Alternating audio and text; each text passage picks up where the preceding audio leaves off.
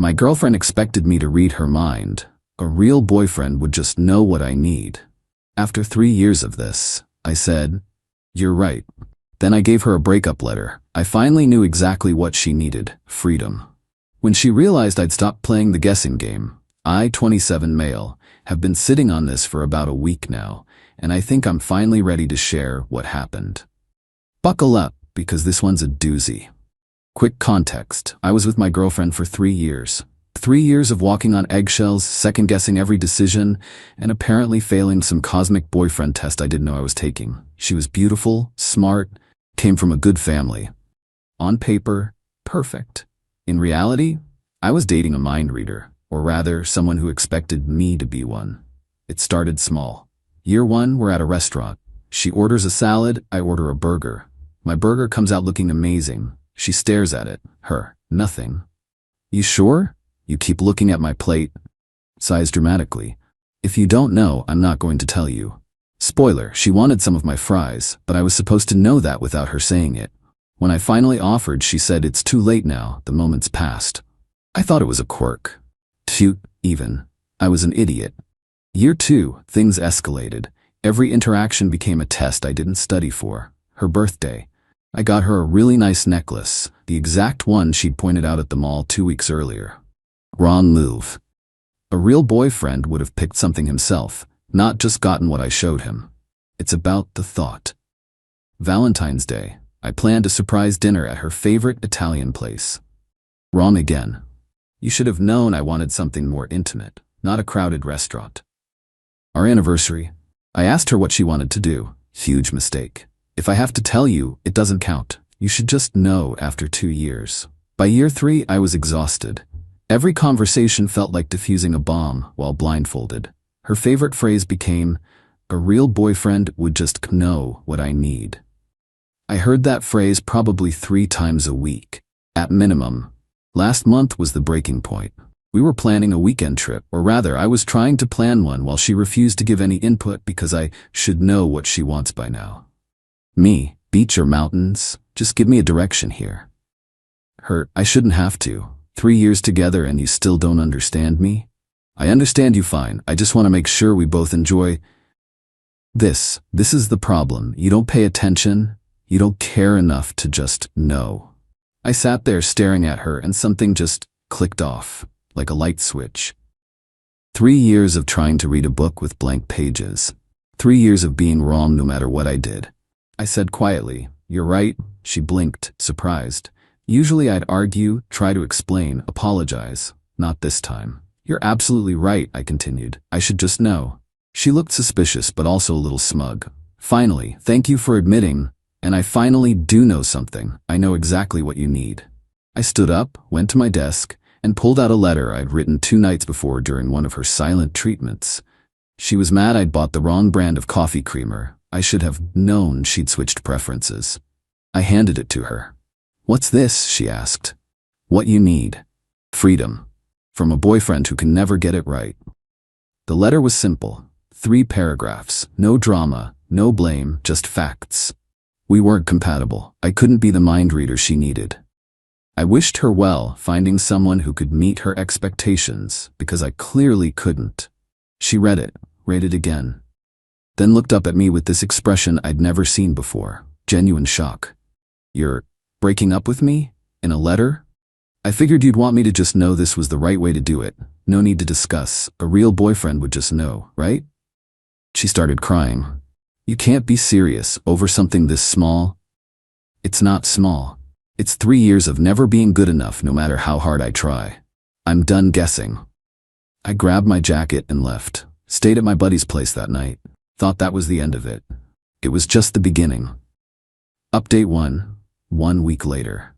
So the fallout from the breakup letter has been something else. First 48 hours were relatively quiet. She texted a few times, ranging from, "We need to talk," to, "You're being dramatic," to, "I can't believe you're throwing away 3 years over nothing." I didn't respond to any of them. Then her mom called me. Her mom has always liked me. Saw me as the stable one who'd eventually propose and give her grandkids. So when she called, I actually answered. "Sweetie, what's going on? My daughter's a mess." With respect, I think you should talk to her about that. She says you broke up with her over a coffee creamer? I almost laughed. Of course that's how she framed it. That's not accurate. It was 3 years of being expected to read her mind and being punished when I couldn't. Oh, honey, that's just how she is. You know women, we want our men to pay attention. There's a difference between paying attention and being psychic. I tried. For 3 years, I'm done. She tried the guilt approach. Her father and I have been married for 30 years. You think I haven't had to train him? That's what relationships are. Training implies someone tells you what to do. She never told me anything. Just got mad when I didn't magically know. Well, maybe if you'd tried harder? Goodbye. Please don't call again. Thought that was bad? Day 4, her sister shows up at my apartment. I'd moved back in since it was my lease, and my ex had gone to stay with a friend. Her sister is intense. Picture someone who peaked in high school cheerleading and never quite accepted it. She barged past me when I opened the door. We need to talk about what you're doing to my sister. I'm not doing anything to her. I ended a relationship. With a letter? Do you have any idea how humiliating that is? Should I have just known the right way to do it? Because that was kind of the point. She didn't appreciate the joke. You're ruining her life. She's been crying for days. She can't eat. She can't sleep. That's unfortunate, but it's not my responsibility anymore. She loved you. She was going to say yes when you proposed. I stared at her. I was never going to propose. Her face went white. What? I realized about 6 months ago that I couldn't marry someone who made me feel a constant disappointment. The only reason I stayed this long was because I kept hoping things would change. They didn't. You led her on for 6 months? No, I tried for 6 months to make it work. There's a difference.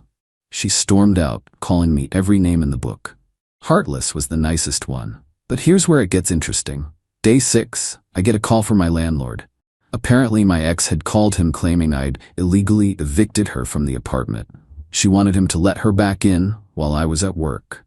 Lucky for me, my landlord is a stand-up guy. He pulled the lease. Son, her name ain't on here. She's got no claim.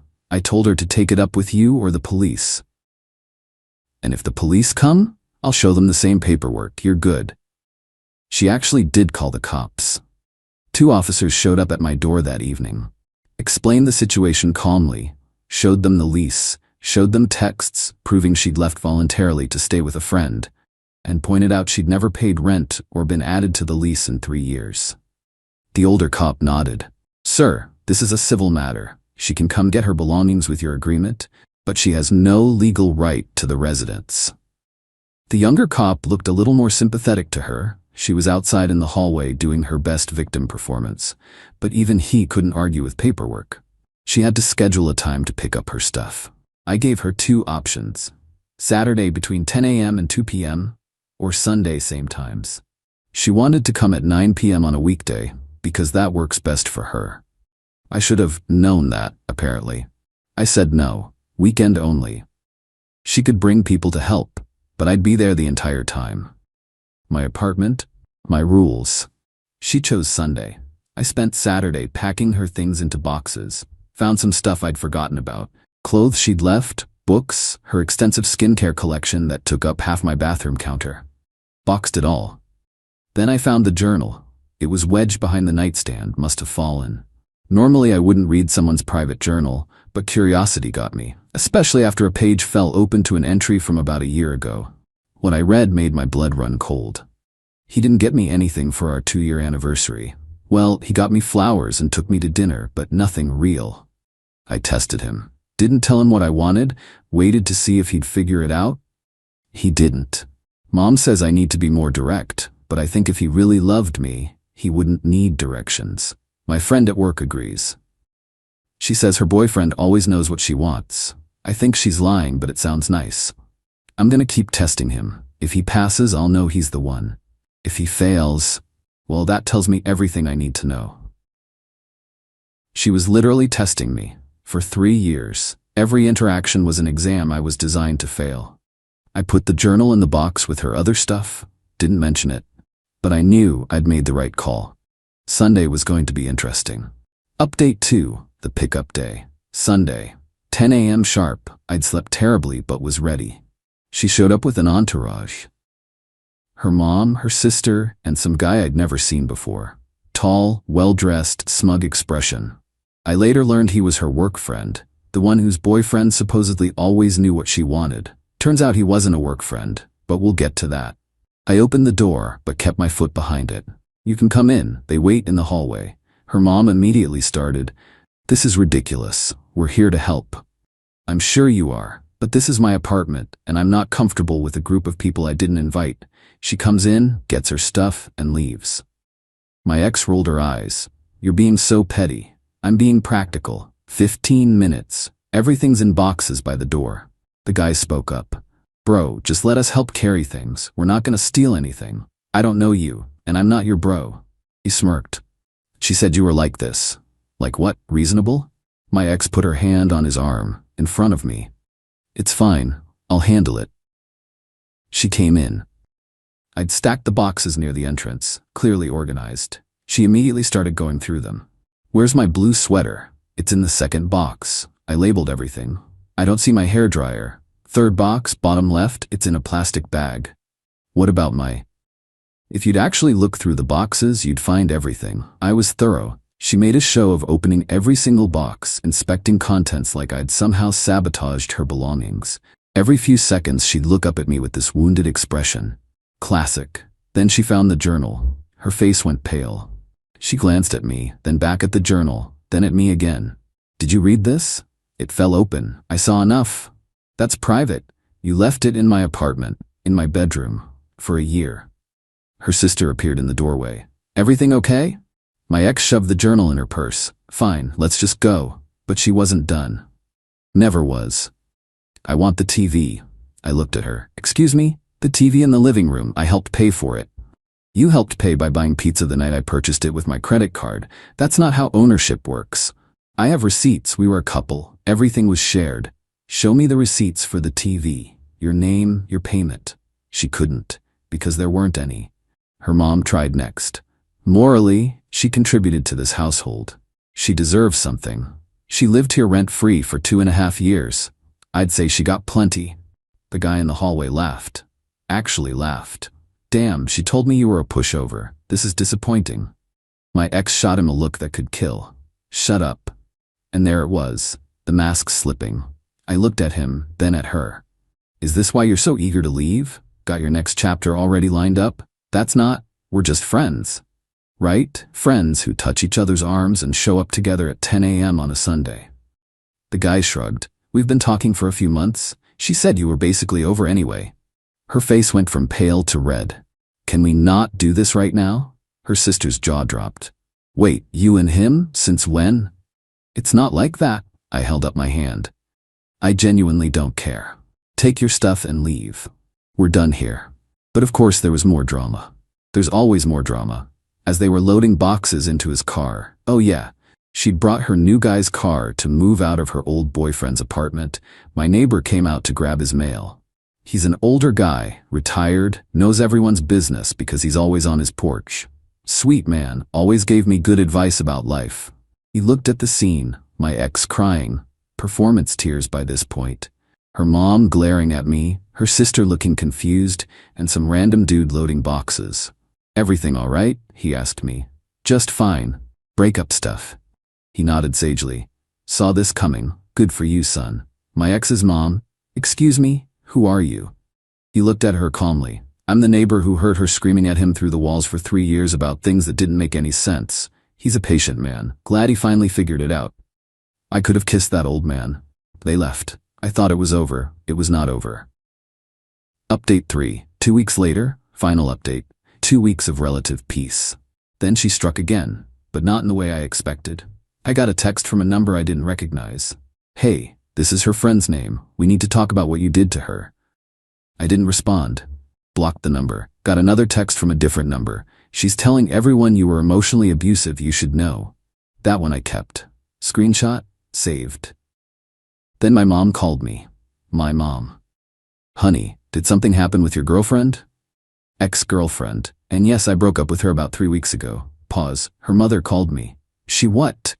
"Said you'd been cruel. Said you threw her out with nothing. Said you humiliated her in front of family. I was shaking. Literally shaking. The audacity of going to my mother. Mom, none of that is true. She lived in my apartment rent-free for years. I packed her things carefully. She brought people to help move, including the guy she's apparently been seeing for months. I figured it was nonsense. You're not a cruel person. But I wanted you to hear it from me that they're talking. Let them talk. I have documentation of everything. Documentation? Texts, photos of the packed boxes, my landlord's statement, the police report from when she tried to claim I illegally evicted her. I'm covered. My mom was quiet for a moment. Then, good boy. I raised you right. But here's where the karma comes in. Remember the guy? The work friend with the car? Turns out he wasn't just a work friend. He was a work colleague, as in, same department, same team. And their company has a strict policy about relationships between team members requiring disclosure to HR. Neither of them had disclosed. How do I know this? Because her sister, yeah, the one who stormed into my apartment, actually reached out to me. Apparently she'd been feeling guilty about the whole situation. The journal thing had been bothering her. She asked what I'd read. I told her. The testing. The deliberate exams designed for me to fail. She went quiet. Then she said, she does that with everyone. Tested me, tested our parents, tested friends. Most people eventually snap at her. You lasted longer than anyone. Great, so I won a prize for tolerating manipulation the longest. I'm not excusing it. I'm sorry. I didn't know it was that bad. Then she dropped the real news. My ex and her new guy had been caught at work. Not romantically, that would have been too simple. No, they'd been caught fudging expense reports, using company cards for personal dinners and labeling them as client meetings. When HR started investigating the financial stuff, the relationship came out too. Company policy requires disclosure. Neither had disclosed. Both were now on administrative leave pending review. I didn't gloat. I genuinely didn't. But I'd be lying if I said there wasn't some satisfaction in knowing that her pattern of deception extended beyond just me. But here's the part that really got me. Her sister told me that after the HR investigation started, my ex had tried to blame it on the guy, said he had been the one doing the expense fraud, and she was just a victim who didn't know what was happening. She tried to throw him under the bus to save herself. He didn't take it well. He showed HR the text messages between them, where she had been the one suggesting which dinners to expense, which receipts to fake. Both of them are probably getting fired. Neither can use the other as a reference. And their relationship is apparently already falling apart under the pressure. Meanwhile, I'm here, in my apartment, watching whatever I want on my TV that I paid for, eating whatever coffee creamer I prefer, not walking on eggshells, not trying to pass invisible tests. Last week I ran into my old neighbor, the one who'd witnessed the move-out drama. He invited me over for a beer on his porch. You look better, he said. I feel better. You know what my late wife used to say? A good partner tells you what they need. A bad partner punishes you for not guessing. I raised my beer to that. Do I miss her? Sometimes. Not the real her, the version of her I thought existed when we first started dating. The one who laughed at my jokes and seemed to appreciate my effort. But that person was never really there. It was just the version she showed me before the testing started. I'm not dating anyone right now. Probably won't for a while. My therapist, yeah, I finally started seeing one, says I need to work on recognizing red flags earlier. Apparently, the "if you really loved me, you'd just know" thing is textbook emotional manipulation. Who knew? Well, everyone except me, apparently. My ex has tried to contact me twice since the HR thing exploded. Once through her sister, who refused to pass along the message, once through a social media DM from a burner account. Both messages were variations of, "This is all your fault." I didn't respond to either. Here's my takeaway. You can't win a game where the rules are hidden and change every time you play. You can only choose to stop playing. I finally knew exactly what she needed. She needed someone to stop enabling her tests and her tantrums and her expectation that love means mind reading. She needed freedom. And honestly, so did I. Thanks for reading. Time to go live my life without a scorecard I never asked for. Peace out, Reddit.